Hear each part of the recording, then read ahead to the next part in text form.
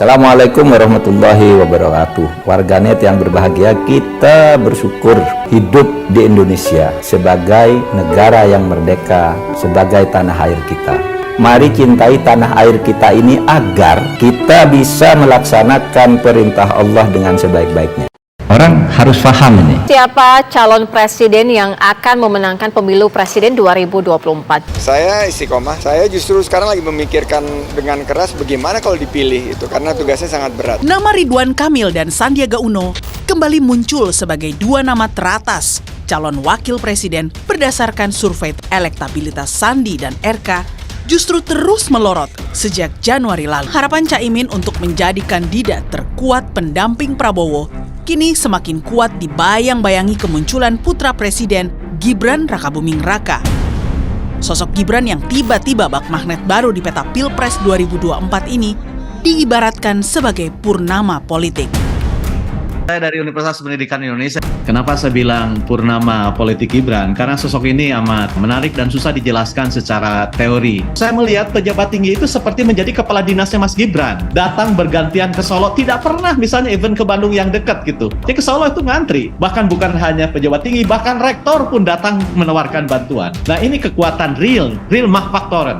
Real kekuatan politik nyata. Saya bilang purnama politik karena saya menganggap Gibran ini bukan matahari. Gibran ini adalah bulan. Kekuatan politiknya terpantur dari sumber lain. Oh iya, maaf, koreksi, dari UPI. Prof Karim, disampaikan oleh Presiden Jokowi tahun politik sudah mulai hangat-hangat kuku. Tapi yang justru yang panas, ini kawan sendiri. Ini dalam satu koalisi atau antar koalisi di Pilpres yang Anda baca pernyataan Pak Jokowi kemarin, Prof Karim? Saya lihat Presiden Joko Widodo belum move on ya dari suasana psikologi saat dia menyampaikan pidato kenegaraan. Masih bilang memanas, mulai panas. Menurut saya yang terjadi sebenarnya adalah badai dalam secangkir kopi.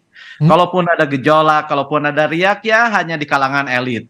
Khususnya di kalangan elit yang dekat dengan presiden. Itulah sebabnya maka presiden paling tahu. Jadi ini kalau dalam bahasa Sundanya seperti kalapa keluar dari cungaknya sendiri gitu. Jadi presiden mengungkap sesuatu yang tersembunyi di sekitar dia gitu ya. Jadi kita jadi tahu oh ternyata panas tapi di sekitar bapak. Kita enggak biasa-biasa aja kok. Di sekitar presiden. Maksud Anda Prof? Koloran lain-lain gitu. Yang pertama itu. Yang kedua yang menarik justru adalah diksi terakhir dia bilang. Yang memanas saling sikut itu justru di antara teman sendiri. Nah saya curiga. Jangan-jangan munculnya ragu rungkat di skala negara itu adalah merefleksikan kondisi psikologis di antara orang-orang dekat.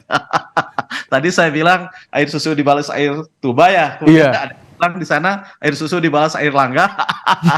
Tapi yang jelas kan ada kondisi politik di mana uprooted gitu. Ada politisi yang seakan-akan terserabut dari akarnya karena sudah dibela mati-matian, dibesarkan kok berpindah ke lain hati. Nah, yang kedua, sekarang kita kan seperti sedang menunggu Godot. Jadi menunggu cawapres ini seperti sedang menunggu Godot lama banget dan penuh dengan gejolak yang tak pasti, bahkan politik yang realistik dibawa ke hal-hal yang bersifat mistik. Bahkan dibumbui dengan seperti berebut pepesan kosong. Kenapa misalnya berebut pepesan kosong? Gerindra mencoba menarik Gibran, kemudian Puan barusan ngomong narik Gibran. Loh kok Gibran? Luar biasa banget, ada apa orang ini gitu loh. Ini sebuah fenomena yang paling sulit dijelaskan secara teori. Karena kalau muncul misalnya nama Gibran yang sebelumnya tidak ada di radar survei, sekarang mengalahkan Nazarudin Umar misalnya, Mahfud MD, Erick Thohir, Ridwan Kamil, kemudian Muhaimin Iskandar, Sandiaga Uno, orang-orang yang sudah matang dari jejak pengalaman politik gitu ya. Kemudian sudah berlama tapi tiba-tiba tenggelam muncul nama ini, apa sebenarnya? Apakah cukup dijelaskan dengan faktor DNA lebih perkasa di Indonesia? Dan kalau memang faktor DNA lebih perkasa di Indonesia, buat apa Rahmat sekolah? Buat apa Rahmat berkarir? Lalu anak-anak kita yang dilahirkan dari orang biasa-biasa saja, mau apa dia? Punya harapan apa? Kalau segalanya ditetapkan berdasarkan DNA semata. Ini sebuah peristiwa yang tidak logis dan tidak membawa harapan apa-apa.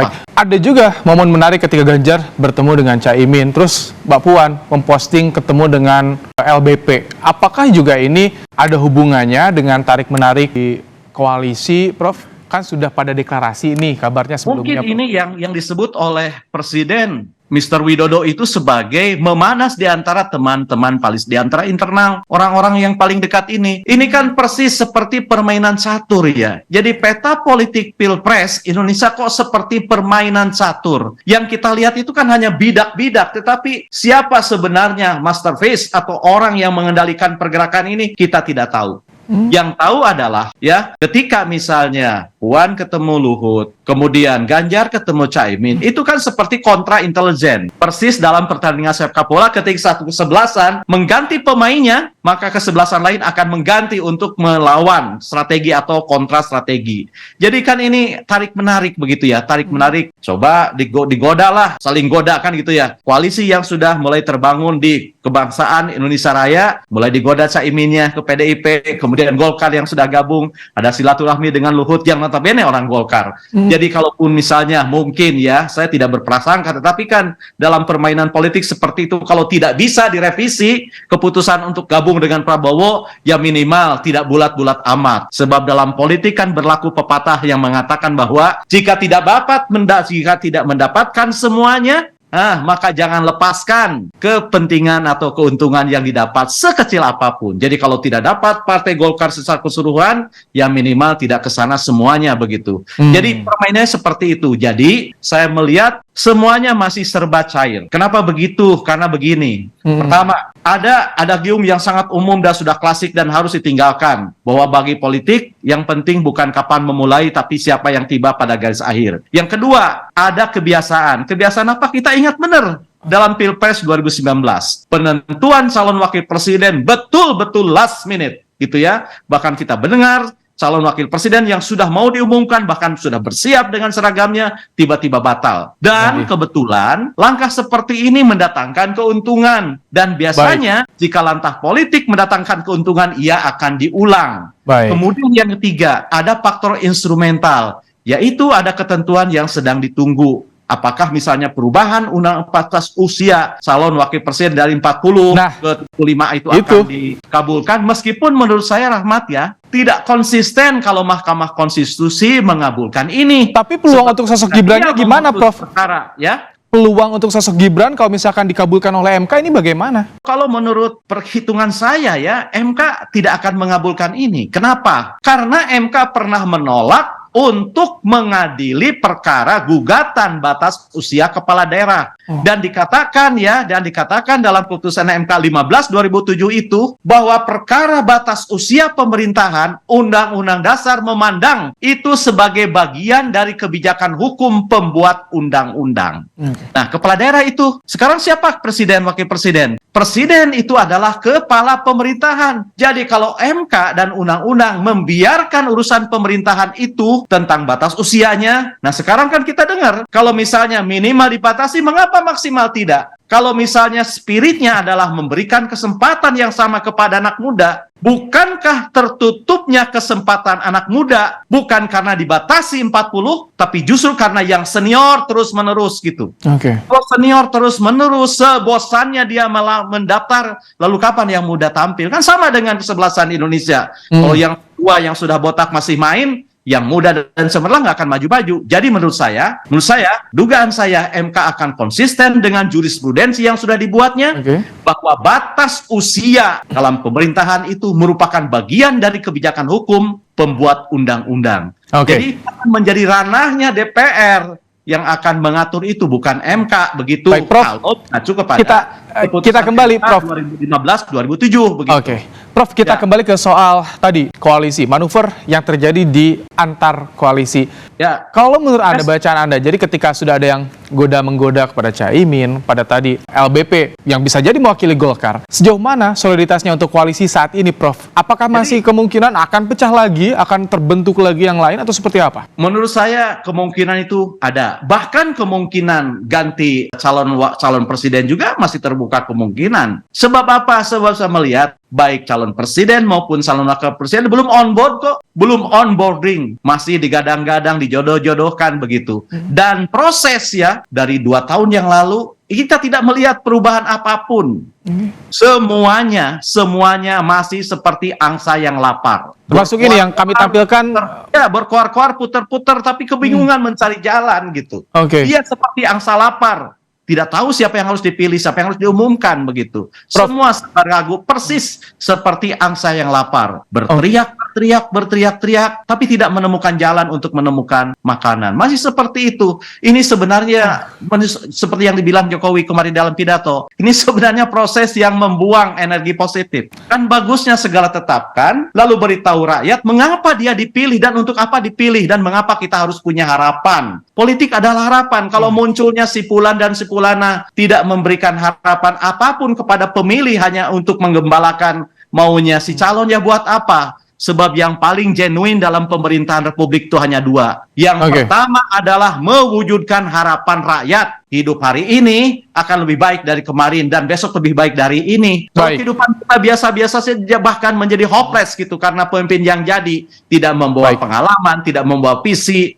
Buat apa? Prof. Yang kedua, merawat kekayaan kolektif. Kekayaan kolektif terakhir apa? nih, Prof. Kepatutan. Prof Karim, terakhir Ya. singkat. Jadi masih kemungkinan besar bisa berubah. Apa yang jadi penentunya? Apakah sosok cawapresnya nanti atau bagaimana, Prof, menurut Anda? Ya, pertama sosok cawapres, tapi bisa jadi setelah melihat misalnya perubahan, tiba-tiba ada keajaiban. Batas usia diubah begitu ya. Bisa saja cawapresnya diganti ketika misalnya ada orang yang sangat percaya pada hasil survei. Meskipun sesungguhnya ada kinerja partai politik yang tidak dipengaruhi oleh survei. Sebab saya melihat ada satu partai ketika diperintahkan oleh pimpinannya ya nurut itu semua. Bahkan ketika pindah pengajiannya juga dipindahkan. Itu ada. Jadi menurut saya ada logika di balik survei, ada logika di balik kepentingan partai politik, yaitu apa? Kewarasan menurut publik dan kepatutan menurut publik. Siap. Capres dan cawapres jangan main-main, karena ini jabatan tertinggi, bukan untuk uji coba. Cukup caplang lah yang pakai coba-coba. Kami tangkap. Terima kasih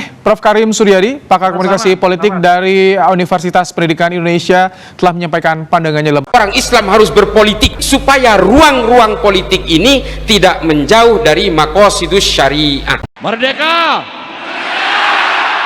Tempat ini menjadi saksi bagaimana pidato Bung Karno selalu menggetarkan. Dedication of life disampaikan di sini, mengajarkan kita agar bisa mengabdi pada bangsa dan negara. Pak Jokowi mewujudkan itu. Infrastruktur yang hebat, IKN yang tidak hanya memindahkan tempat dan ibu kota, tapi membuka mindset, merubah mindset untuk menjadi negara maju, termasuk hilirisasi industri yang akhirnya kita diperhitungkan oleh dunia. Hari ini kita meneguhkan hati, bekerja keras dengan api semangat yang tak pernah padam, menangkan PDI Perjuangan dan calon presiden PDI Perjuangan Ganjar Pranowo. Siap! Siap! Siap! Dengan tingkat kepuasan yang akan sampai 82,2%, banyak yang meyakini, analis politik satu suara mengatakan bahwa Jokowi adalah Kingmaker 2024. Survei Indometer, Jokowi tak ingin legasinya dirusak oleh sosok yang tidak dapat dipercayai. Hasil riset lembaga survei Indometer menunjukkan kepuasan publik terhadap kinerja pemerintahan Presiden Joko Widodo mencapai 81,4%, dengan 9,6% diantaranya menyatakan sangat puas. Semoga Allah senantiasa menuntun kita di jalan yang diridhoinya. Aku qouli hadza, astaghfirullah li wa lakum. Wassalamualaikum warahmatullahi wabarakatuh. Terima kasih.